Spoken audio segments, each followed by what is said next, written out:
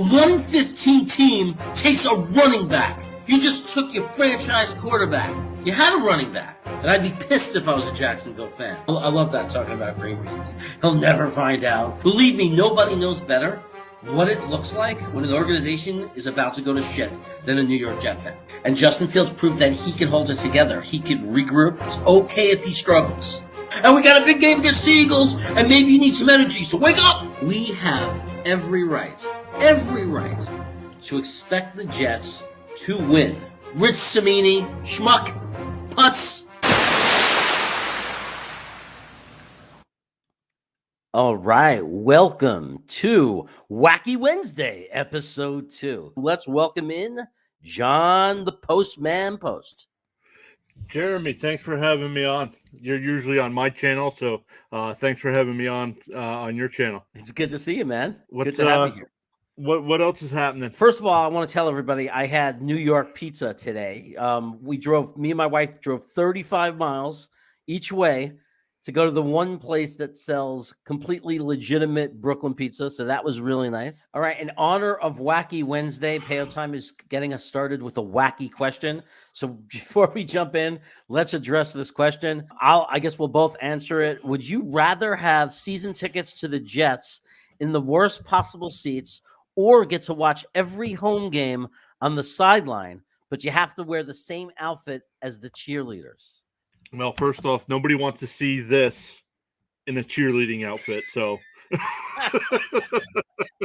that I can tell you. I would not be wearing a cheerleader outfit, no matter where the seats were. I would do it, and I'll tell you why. The reason I would do it is he didn't say which cheerleader outfit. So there are boys and girls in the cheerleading squad sometimes, right? So maybe I get to wear those kind of cool, pants and everything like that, and not have to wear a skirt. But either way, you're going to get on TV. The announcers are going to wonder about it. They're going to talk about me. And somehow I'm going to get NFL Chaos with Jeremy into the conversation. And it'll probably get me to a couple of thousand subs. So there you go. I didn't think of it that way. Grew up in North Jersey. Okay. So growing up, we always got Giants and Jets games. Most of the family is Giants fans. I don't know how I ended up with the Jets. Been a fan since '86 and been disappointed since '86 as well. I feel you. I have a few years on you, but most of our suffering and our experiences were the same. You just got to be spared the mud ball in 1980. Yeah, that was a little like I kind of remember football back then, because I do remember guys like Theismann and Riggins at the end of their careers for Washington Redskins back then. But I didn't start actually rooting for a team until the Jets in '86. Interesting. So I gotta say, one of my first memories of football was my earliest memory. I guess I was like 9 years old, and it was the Super Bowl, Rams and Steelers. That was when the Steelers had Bradshaw with Swan and Stallworth. And my brother, I remember, was rooting for the Rams. So I guess I was rooting for the Rams because I didn't know anything or about any team. So my brother wanted the Rams to win. He's 7 years older than me. That's right, 7 years older than me. He's old. And I rooted for the Rams that game. And that was before I really knew that much about football. That's what we modeled the show after, right? Everybody was, we learned from Green Bean. We're like, Look, it's a show that doesn't insult its guests. It's a show that actually respects everybody. Yep. So yeah. So we take it. I'm a pod in the green pea bean. So I have to. So I live up to that reputation. That's like number one rule: respect all opinions, value everybody. It looks like we might have another question. Is Zach Wilson a quarterback you can see winning MVP one day, or do you see more as a Big Ben quarterback who gets wins but not MVP? Well, I'll start by saying, if the Jets win Super Bowls at any point, in the next 10 years, like if 3 to 4, and most of us are patient and we understand this process that we're doing a full rebuild. So let's say in 2024, 2025, we win a Super Bowl. I don't care if Zach is an MVP quarterback or if he's a Big Ben. It'd be nice to know that it wasn't just a great team built around an okay quarterback that we lived with. Like I wouldn't want him to be like a Goff. And that's, I'm not throwing any sticks at you, Payo time. What I mean by that is I don't want it to be the rest of the team having to carry him. I want it to be based on the fact that Zach Wilson is the franchise quarterback that we want us to stick around his entire career. But I would take a Ben. Like Ben might not have won MVP, but Ben Roethlisberger, if you told me Zach is going to have a career like Ben's, I take that in a heartbeat, and I love it, and I'm dancing for joy. Agreed 100%. I believe Ben's won 2 Super Bowls. I know at least one. So if that's the comparison, give me the Super Bowls. I don't care about season MVP awards. Yeah. And I could see and can I see him winning an MVP? I mean possibly, if it depends on. Right now I don't see any any evidence for or against, really. I see some flashes of brilliance. I see some things of concern, but there's just no way to know. As the years go by, like next year, we see if he progresses. And then the year after that, we see if he progresses. And it's almost impossible to pick at quarterback if that happens, or if a guy just levels off and just doesn't go to that next level.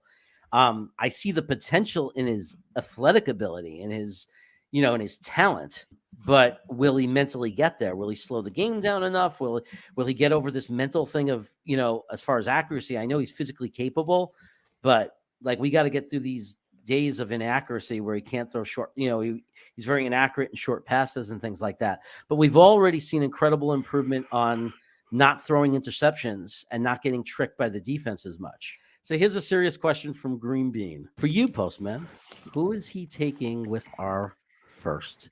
If he has his way, best case scenario.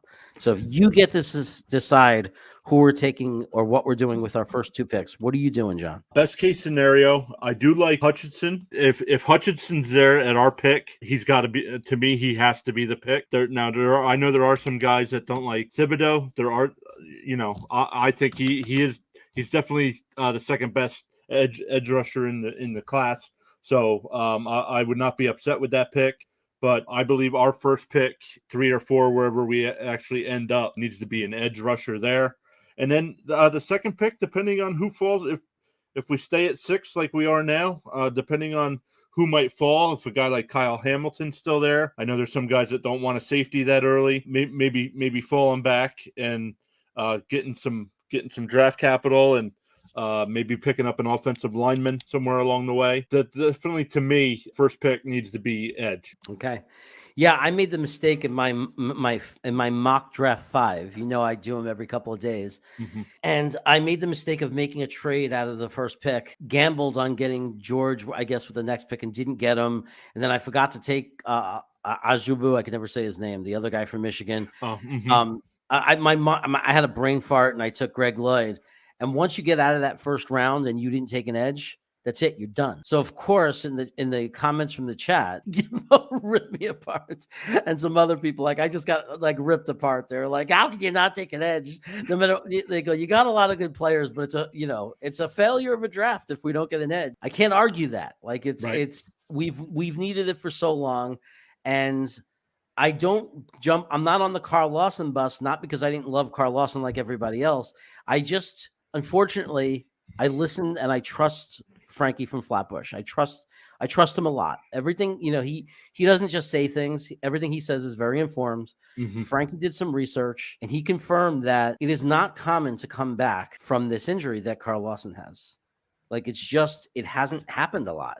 Right. Most guys come back and are not the same. They never become the same player that they were. I don't know that is what is definitely going to happen to Carl Lawson, but it's enough for me to say we have to consider Carl Lawson a question mark. Yeah. We have a question from your friend Payo Time, who's now my friend too. Are you still a believer in the Robert Saleh hire after 1 year? Absolutely. If anything, even more than I was, and I'll tell you why. Because Robert Saleh told us from the very beginning that this was a rebuild and it's a year of learning and a year of evaluation. And he has never pulled back on that. And he's kept his cool. He's been a solid guy. There's a few things I'd like to improve. Okay, we could talk about that. There's some things that I want to see him learn and grow and do. But that doesn't impact my belief in him at all. I love that he's sticking to this plan. because I've said it from when we started doing it last year and I realized what was happening. This is the first time I feel like we're making a real effort to be a great organization, not just try to make it to the playoffs for a year and see if we can just somehow do it by free agency and putting Band-Aids on. It's the first time I really feel that we're doing something that could make us a sustainable, great franchise. Saleh is perfect for that because you could tell he's not just drinking the Kool-Aid of Joe Douglas. You can tell these are two guys that found each other, that want and believe in the same thing. Mm-hmm. What do you think, John? Yeah, absolutely. Well, one of the big things, even before I chime in on Saleh there, when the Jets got rid of Gase and the Johnsons made the decision to put Douglas in charge, that told me the Johnsons as owners were getting serious about turning this around. So, and letting him do that. And then Saleh, who even said earlier on, saying, there's going to be games where, we look like we can compete with anybody. And then there's going to be games where we look like we don't belong in this league. Yeah. He knew what things were going to look like at the beginning of the year. He tried to keep expectations down, and like I said earlier on, to see the team's reaction when he popped up on the TV monitors in the locker room shows to me we got the right guy leading the team here. And now we're gonna have our wacky little intermission, just a little wacky 10 seconds for you to make this a true Wacky Wednesday. I'm having a catch with my head. Okay, so there you have it. What was that?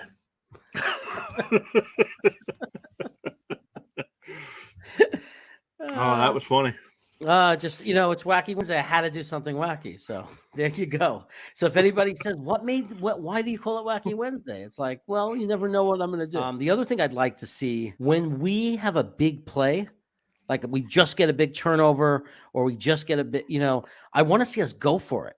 Like, big turnover. We have the ball at the 30-yard line. Don't run the ball. First down and 10. Take a shot at the end zone right at that moment. They did that in the Tennessee game. That's to me that's the only game that seemed like they did that, and they ended up winning that game. But they didn't go back to that. I'm like, man, this is the offense we've all been waiting for. And I think that everybody should get a free pass for like husband and wives. Everybody gets a free pass for what happens under incredible stressful circumstances. You know what I mean? Like when you're in an RV and you have two kids and it breaks down on the side of the road, I think that you get to erase everything that happens. Remember when Bob was laying into us for season prediction vids? I did. He said, I remember when Gitmo Bob was doing that, but he also, not just because we were predicting them to win, Gitmo was doing that because he doesn't like or doesn't, he's not into the whole predicting the scores in the games anyway. It's just not his thing. So Eric Craig chimes in again. So the Jets have won 4 games this season, 2 last season. 10 next season. We can't accept any less than 8. I want to look up. I actually put that in. Like I put that into a thing. I said at this rate we'll win 8 games next year, and then we're 16-1. And we're beating the Rams in the Super Bowl.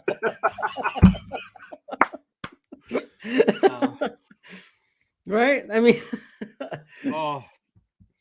you think about it, and we think about what we did in the offseason. We stripped down that team.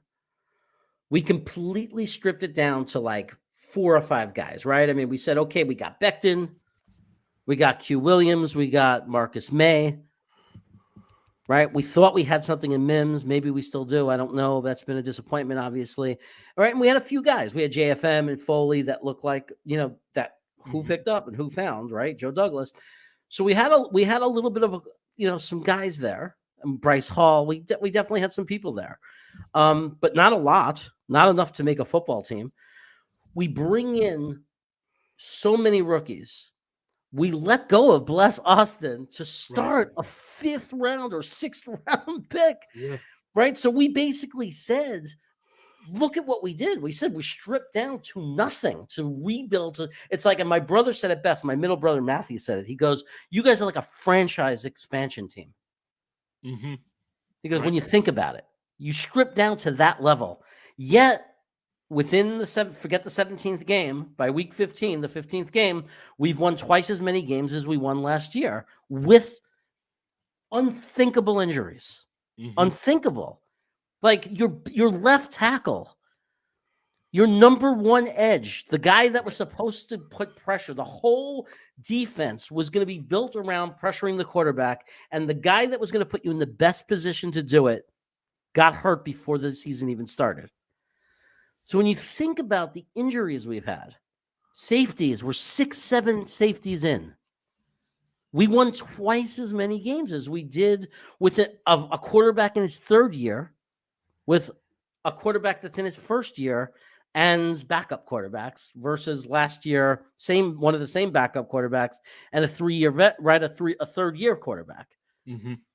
So there's progression there. We improved. So, the key thing now is we have to be better next year. Yeah. We have to be better. And I'm not saying we have to go to the playoffs. I'm not going to pick a number and say 8 has to be the number. If we won 7, but we're competitive in much more games and didn't get blown out anymore, and our new crop of picks were developing and progressing well, and Zach is part of the reason we win 7-8 games because he's growing and clearly playing much better, I could live with that. Yeah, I actually just looked up our opponents for next year.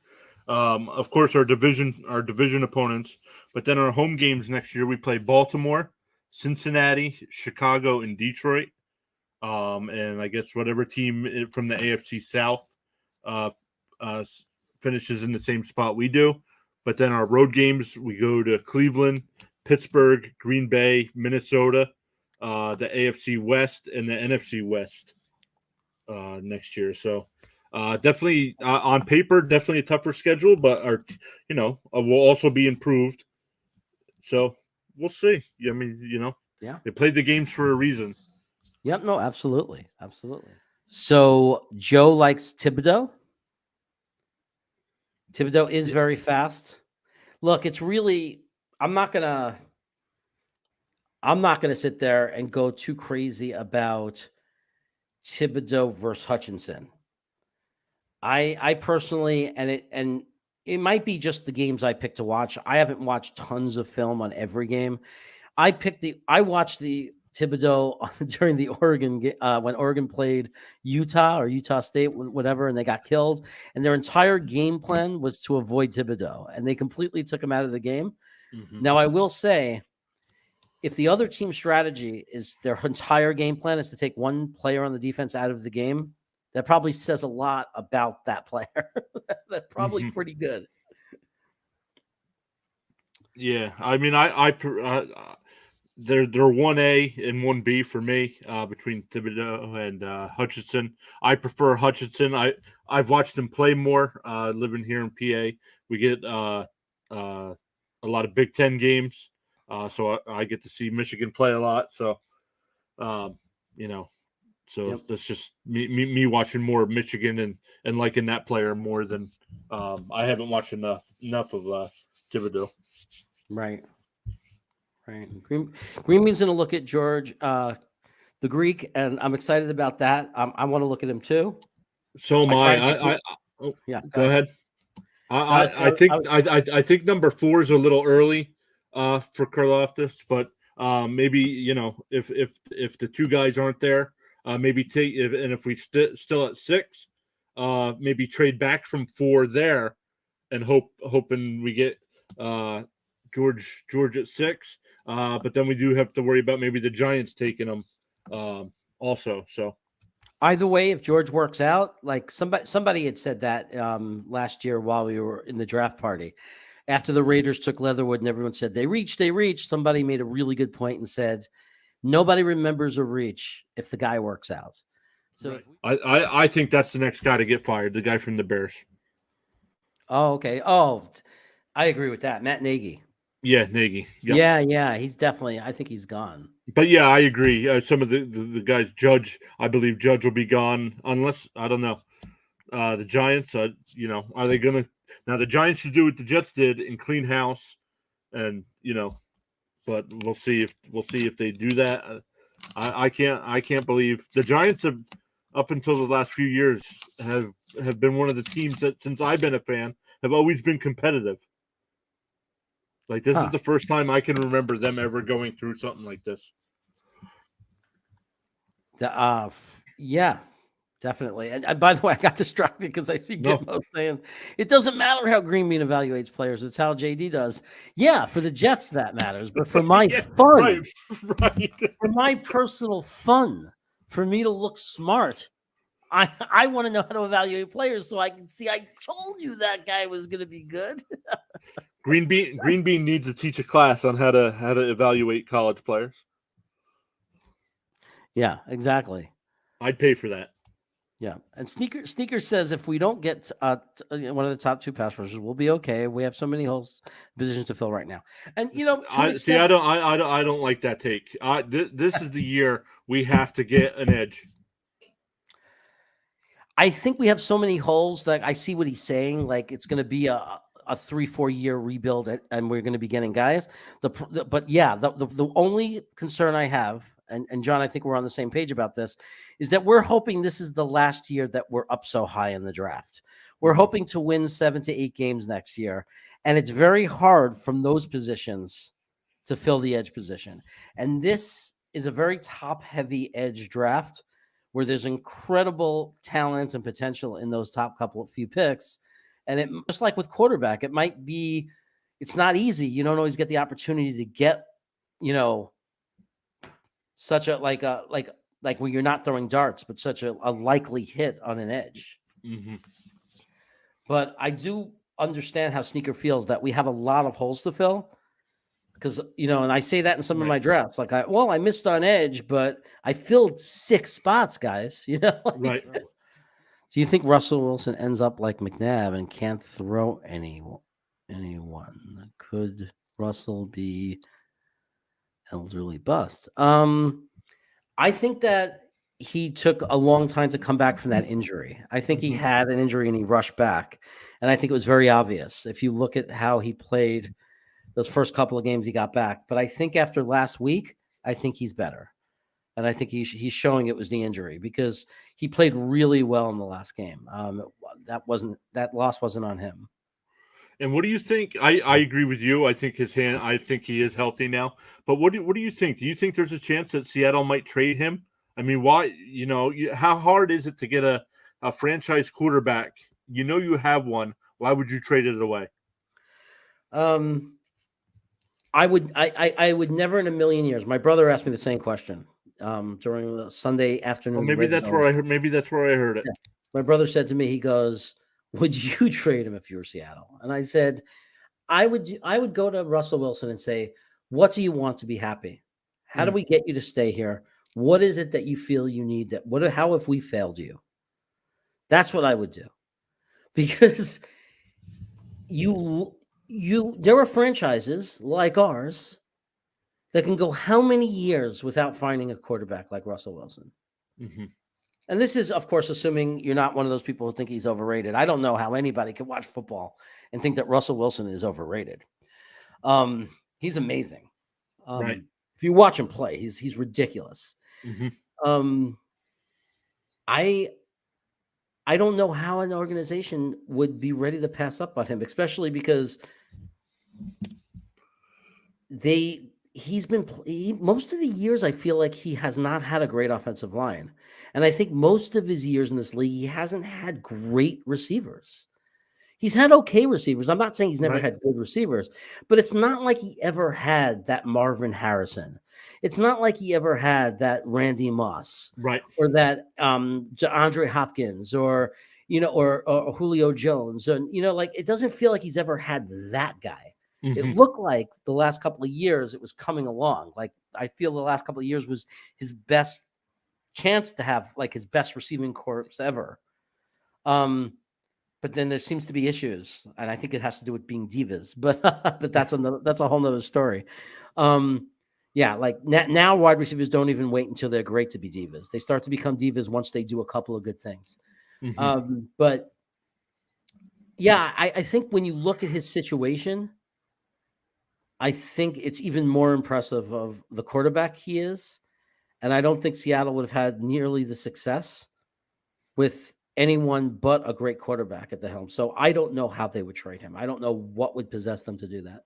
Yeah. We're going to wrap up. I want to thank everybody who joined today, who viewed, who came, who spoke with us. I want to remind everybody on Sunday, actually tomorrow. You on tomorrow, John? Yes, 7:00. Tell them what to do. Oh, yeah.